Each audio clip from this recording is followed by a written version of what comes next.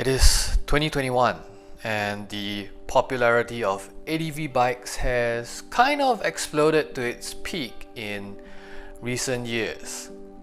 Gone were the heydays where the 1000cc sport replica dominated the highlight of every prospective 2B rider's eventual steed when they got their Class 2. Nowadays, with the help of Ewan McGregor and Charlie Boorman, it seems like the enthusiast crowd seems to be veering quite a fair bit to the adventure segment in a trend that doesn't seem to be limited to Europe, the US and other Western countries. But many Asian countries, including Singapore, have had their tastes shift accordingly as well. And the motorcycle industry isn't blind. Just like how car manufacturers pivoted to building more and more SUVs to cater to the shifting market that favored it, many manufacturers are jumping on the ADV bandwagon, pushing out so many capable models over the past few years.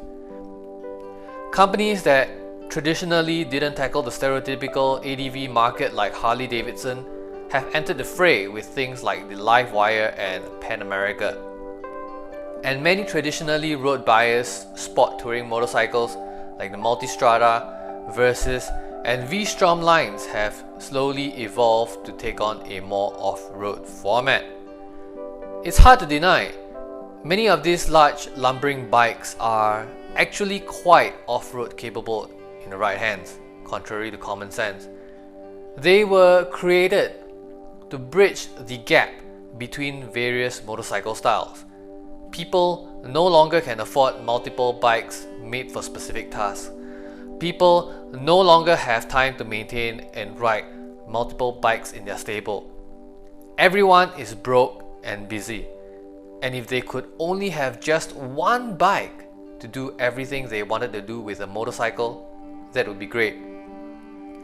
But are adventure bikes really worth buying over traditional forms of specialized bike ownership or simpler and cheaper utilitarian machines? Let's get one thing out of the way: price. ADV bikes are definitely a lot more expensive than a comparably sized motorcycle under the same manufacturer's lineup. Some can cost as much as double what you would pay for a similar street bike from the same maker, with most being a modest 20 to 50% more expensive.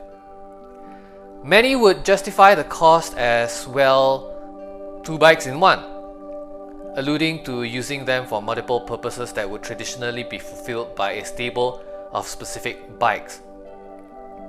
But when you buy an ADV, are you really buying two bikes in one? Truth is, not really.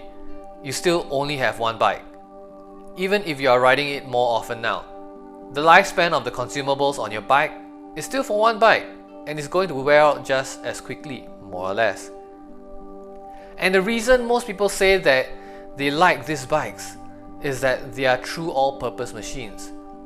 And these people are not wrong. ADV bikes were designed to be as all-purpose as possible, doing a bit around town, a bit on the highway, a bit off-road.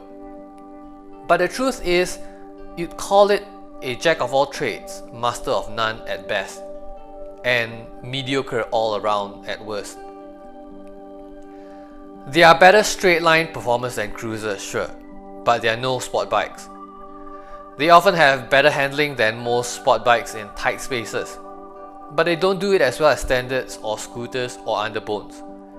They are often comfortable with upright seating and plenty of leg room. But a Goldwing or an Electra Glide offers way more creature comforts for barely a bit more cash. Then there is the issue of off-roading. Ewan and Charlie did show you can muscle a heavy GS all across the globe. But then again, without a team, most of the time it would be a miserable experience compared to the maneuverability of a dedicated dual sport or dirt bike. Then there is the issue of actually using adventure bikes like the way they were designed for, or even using it to its full extent. How often do you see a GS or Multistrada with hints that it has seen a significant amount of time off the road, especially if you live primarily in a city like I do. A lot of people are definitely sold on the idea that they might one day go from Singapore to the Himalayas, but very few actually do before they either kick the bucket or are totally unfit for the trip. Don't get me wrong, there are quite a number of people that do long distance routes over harsh terrain, and in the hands of a skilled rider, ADV bikes definitely are up to the task. But why wouldn't they just do it in something easier and cheaper to handle? I mean, there have already been so many accounts of people doing the same thing on a Honda Super Cup. It may seem like I have been spending all this time bashing the adventure motorcycle as if I hate it, but as a disclaimer, I don't. I in fact ride a Kawasaki Versys X300 and I love it. If you like them because the aesthetic of it just sings to your heart, it is certainly a valid reason to buy them. Practically, I think adventure bikes are decent all-round performers that can allow people who are limited to the number of bikes they are allowed to or able to own to still do many things you would do with a motorcycle. In fact, I use mine to get to off-road trails and then tackle said trails because in Singapore, buying a car just to tow dirt bikes will most likely just bankrupt you. And I have way better financial sense than most Singaporeans who decide to buy a car. But from an economic viewpoint, I cannot understand why they continue to get larger and heavier and packed with so much unnecessary bloated tech that would be damaged if the bikes were used in their intended applications, resulting in ever-increasing prices. It's a good thing that small adventure bikes like the Versys 300 and the KTM 390 Adventure exist.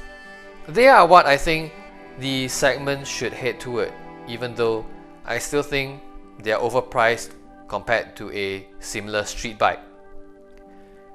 Well, if you enjoyed this video and you think it does open your mind to how you would view things on an adventure motorcycle, do remember to hit the subscribe button, click the bell notification, and I'll see you next time. Peace out. Bye bye.